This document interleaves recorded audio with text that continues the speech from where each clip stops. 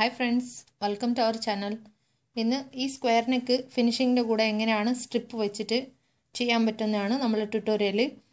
നിങ്ങൾ സാധാ സ്ലിപ്പ് ബ്ലൗസിന് ആവശ്യമുള്ള അത്ര വീതിക്ക് സ്ട്രിപ്പ് മുറിച്ച് എങ്ങനെയാണ് ചെയ്യുന്നത്. അപ്പോൾ ഞാൻ ഈ കോർണർ എങ്ങനെയാണ് ഫിനിഷിങ്ങിന്റെ കൂടെ നമുക്ക് ചെയ്യാൻ പറ്റുന്ന സ്ട്രിപ്പ് വെച്ച് ചെയ്യുമ്പോൾ അതാണ് ഇന്നത്തെ ട്യൂട്ടോറിയൽ. അപ്പോൾ ഞാൻ ഇത്തിരി വലുതാണ് എടുത്തിരിക്കുന്നത്. ഈ ഫോൾഡൊക്കെ ചെയ്ത് കാണിക്കുമ്പോൾ നിങ്ങൾക്ക് ക്ലിയർ. ഈ ഫോൾഡ് ഇപ്പോൾ ഫേസ് ടു ഫേസ് വെച്ചിട്ടാകുമ്പോൾ 1/4 ഇഞ്ചിൻ്റെ മാർജിൻ എടുത്തിട്ട് ഒരേ മാർജിനിൽ നമ്മൾ താഴെ വരെ തയ്ച്ചിട്ട് വരാം. ഓക്കെ, സ്റ്റിച്ചിങ് സ്റ്റാർട്ട് ചെയ്യാം.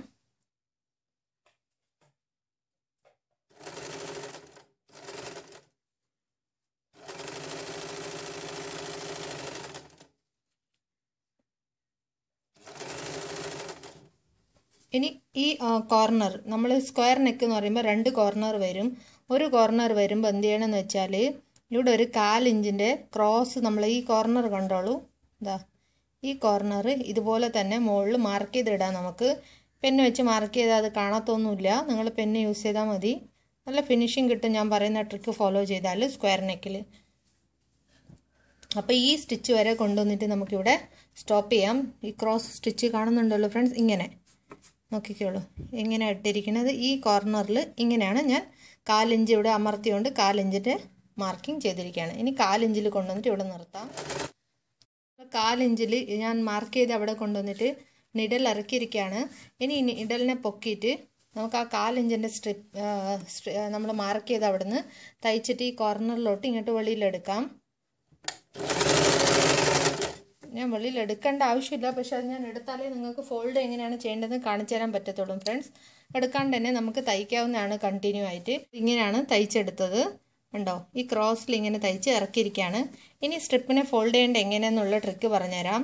ഈ സ്ട്രിപ്പിനെ നേരെ ഈ ലൈനിൽ എത്രയാണ് പോണത് അത്ര ക്രോസിൽ ഇതിനെ ഇങ്ങോട്ട് ഇങ്ങനെ മടക്കണം.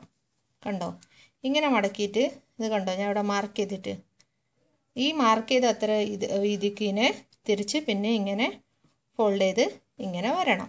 ഇത്രയേ ഉള്ളൂ. ഇതാണ് കോർണർ ഫിനിഷിങ് ചെയ്യുന്ന ട്രിക്ക്. അത് നമുക്ക് ഇതിൽ നിന്ന് എടുക്കാണ്ട് ചെയ്യാം, പക്ഷെ അത് എനിക്ക് കാണിക്കാൻ പറ്റത്തില്ല. അതുകൊണ്ടാണ് ഞാൻ അവിടെ നിന്ന് എടുത്തത്. അത് കഴിഞ്ഞിട്ട് അപ്പോൾ ഇവിടെ കണ്ടോ ഇങ്ങനെ വന്ന് അപ്പോൾ ഇതിങ്ങനെ ഫോൾഡ് ചെയ്ത് വരും. അത് കഴിഞ്ഞിട്ടാകുമ്പോൾ എന്ത് ചെയ്യണമെന്ന് വെച്ചാൽ നമ്മൾ ഫസ്റ്റ് ഈ തയ്ച്ച് വന്ന ലൈനിന് താഴെ ഇതുപോലെ കുറച്ചും കൂടെ താഴെ ഈ കോർണർ നമ്മൾ വന്നിട്ടില്ലേ, ഇതുപോലെ ഇവിടുന്ന് തയ്ച്ചിട്ട് പിന്നെ ഇങ്ങോട്ട് പോകാം. കണ്ടോളൂ, 1/4 ഇഞ്ച് ഇങ്ങോട്ട് നമുക്ക് പോകാം.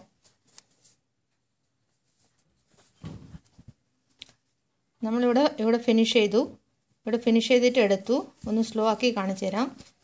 എന്നിട്ടാകുമ്പോൾ ഈ സ്ട്രിപ്പിനെ ഇങ്ങോട്ട് ഇങ്ങനെ മടക്കി ഈ സൈഡിലോട്ട് ലെഫ്റ്റ് സൈഡിൻ്റെ കയ്യിലോട്ട് ഞാൻ മടക്കി ഇവിടെ ഇങ്ങനെ നോക്കിക്കോളൂ മാർക്ക് ചെയ്തിട്ട് ഈ സ്ട്രിപ്പിനെ കണക്കായിട്ട് പിടിച്ചിട്ടാകുമ്പോൾ നോക്കിക്കോളൂ. പിന്നെ നമ്മൾ സ്ട്രിപ്പ് നമ്മൾ മുകളിൽ നിന്ന് വന്ന പോലെ തന്നെ നമുക്കിവിടെ കിട്ടണം. അത്രയാണ് അതിൻ്റെ ട്രിക്ക്. അത് കഴിഞ്ഞിട്ട് മുകളിലത്തെ സ്റ്റിച്ചിൽ നിന്ന് ഇങ്ങനെ സ്റ്റിച്ച് ഇട്ടിട്ട് ഈ കോർണറിൽ കണ്ടോ, ഈ കോർണറിൽ ഇങ്ങനെ താഴെ കറക്റ്റ് ആ കോർണർ വന്നിട്ട് ഇങ്ങോട്ട് തിരിച്ചു പോകണം. കാണിച്ചു തരാം. ഇനി സ്റ്റിച്ച് ഇട്ടിട്ടാകുമ്പോൾ സ്റ്റിച്ച് എടുത്ത് ആ കോർണറിൽ തിരിച്ച് നീഡൽ ഇറക്കിയിട്ടാകുമ്പോൾ ഈ തുണീനെ തിരിച്ച് വെച്ചിരിക്കുകയാണ്. ഇങ്ങനെ മുകളിൽ നിന്ന് ഞാൻ കുറച്ച് മുകളിൽ നിന്ന് സ്റ്റിച്ച് സ്റ്റാർട്ട് ചെയ്തു. എന്നിട്ട് നേരത്തെ നമ്മൾ സ്റ്റിച്ച് ചെയ്ത് താഴോട്ട് ഇറക്കിയില്ലേ, ആ പോയിന്റിൽ കറക്റ്റ് കൊണ്ടുവന്നിട്ട് പിന്നെ നമ്മൾ ഈ ഫാബ്രിക്കിനെ ഇങ്ങനെ ടേൺ ചെയ്ത് എടുക്കാം. ടേൺ ചെയ്തെടുത്തിട്ടാകുമ്പം നമ്മൾ മുകളിൽ നിന്ന് തയ്ച്ച പോലെ തന്നെ 1/4 ഇഞ്ചിൻ്റെ ഡിസ്റ്റൻസിൽ കറക്റ്റ് നമുക്ക് സ്ട്രിപ്പ് വെച്ച് തയ്ച്ചുകൊണ്ട് പോകാം.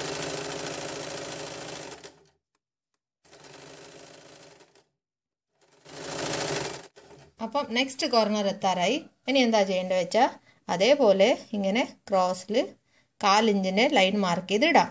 എന്നിട്ട് ആ 1/4 ഇഞ്ച് വരെ സ്റ്റിച്ച് നമ്മൾ ചെയ്തിട്ട്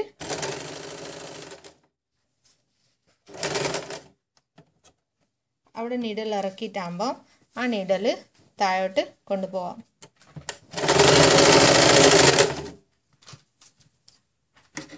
ഇത് എടുക്കേണ്ട ആവശ്യമില്ല, ഞാൻ നിങ്ങൾക്ക് കാണിക്കാൻ വേണ്ടിയിട്ടാണ് എടുക്കുന്നത്. അപ്പോൾ ഇത് നമ്മൾ നമ്മൾ ഇവിടുന്ന് 1/4 ഇഞ്ചിൻ്റെ സ്റ്റിച്ച് ഇട്ടു. കണ്ടോ, ഇവിടുന്ന് സ്ട്രെയിറ്റ് വന്നിട്ടാകുമ്പം 1/4 ഇഞ്ചിൻ്റെ ഇവിടെ നമ്മൾ സ്റ്റിച്ച് ഇട്ടു. ഇനി അതേപോലെ തന്നെ ഇതിനെ ഇങ്ങനെ ഇതിൻ്റെ ഇങ്ങോട്ട് മടക്കാം. നമ്മൾ ഏത് സൈഡിൽ നിന്നാണ് നമ്മൾ വന്നത് ആ സൈഡിലോട്ട് അതിനെ ഇങ്ങനെ ഫോൾഡ് ചെയ്യാം. എന്നിട്ട് ഇതിനെ ഇങ്ങനെ ഷാർപ്പ് കോർണർ ആക്കിയിട്ടാകുമ്പം അതിനെ തിരിച്ച് കൊടുക്കാം. ഞാൻ ഇവിടുന്ന് സ്റ്റിച്ച് സ്റ്റാർട്ട് ചെയ്തിട്ട് കണ്ടോ ഇവിടെ വന്നിട്ട് ഈ കോർണറിൽ നമ്മൾ ഇങ്ങോട്ട് ഇറക്കിയത്. അപ്പം ഇവിടുന്ന് ഇവിടം വരെ തയ്ച്ചിട്ട് ഇവിടം വരെ തയ്ച്ചിട്ട് ഇങ്ങനെ താഴോട്ട് തയ്ച്ചെടുക്കാം. മറിച്ചിട്ടിട്ട് എങ്ങനെയുണ്ടെന്ന് ഞാൻ കാണിച്ചു തരാം ഫ്രണ്ട്സ്. ബാക്ക് സൈഡിൽ നിന്ന് സ്റ്റിച്ച് ഇട്ടത് ഇങ്ങനെ ആയിരിക്കും കാണുന്നത്. കണ്ടോളൂ, ഇങ്ങനെയാണ് നമ്മൾ കോർണർസ് കിട്ടിയിരിക്കുന്നത്. കണ്ടോ? ഇനി ഈ നമ്മൾ സ്റ്റിച്ചിട്ട കോർണറിന് ഇങ്ങനെ കട്ട് ഇട്ട് കൊടുക്കാം. ഇതുപോലെ രണ്ട് സൈഡിൽ കട്ടിട്ട് കൊടുത്തിട്ട് അതിനെ തിരിച്ചിട്ടാൽ നല്ല ഫിനിഷിംഗ് ആയിരിക്കും കിട്ടുന്നത്. സ്ക്വയർ നെക്ക് നോക്കിക്കോളും, നല്ല ഫിനിഷിങ്ങിൻ്റെ കൂടെ നമുക്ക് കോർണർസ് കിട്ടുന്നതാണ്. അതുപോലെ ബ്ലൗസിൽ സ്ട്രിപ്പ് വെച്ച് തയ്ക്കുമ്പോൾ നമുക്ക് ഈസി ആയിരിക്കും. ഫ്രണ്ടിൽ നിന്ന് വരുന്ന സ്ട്രിപ്പ് ബാക്കിലോട്ട് വെക്കാം. ക്യാൻവാസ് വെച്ചിട്ടും ഈസി ആയിട്ട് മടക്കാവുന്നതാണ്. പക്ഷേ ക്യാൻവാസ് വെക്കുമ്പോൾ പിന്നെ ഫ്രണ്ടിൽ വേറെ നെക്ക് ക്രോസ് കട്ട് ചെയ്ത് ഇടണം. അതുകൊണ്ട് ഒരേ സ്ട്രിപ്പ് മുറിച്ച് നമുക്കിതുപോലെ വെക്കാവുന്നതാണ് ഈസി ആയിട്ട്. അപ്പം വീഡിയോ ഇഷ്ടമായിട്ടുണ്ടെങ്കിൽ ലൈക്ക്, ഷെയർ, സബ്സ്ക്രൈബ് ചെയ്യാൻ മറക്കരുത്.